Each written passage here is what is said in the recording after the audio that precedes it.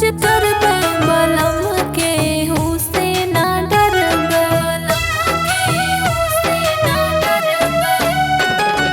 घर में लड़ाई रोज करबे बलम के हूँ से ना डरबे। सासु बनी नागिन जो फुस करी जाई है, सासु बनी नागिन जो फुस करी जाई है।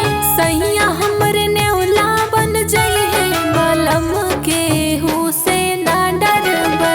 घर में लड़ाई रोज करबे बलम के हूँ से ना डरबे।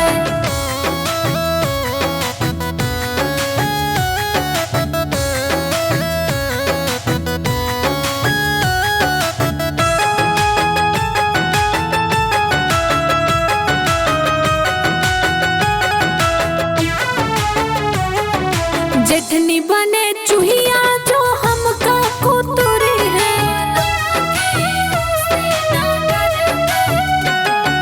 जेठनी बने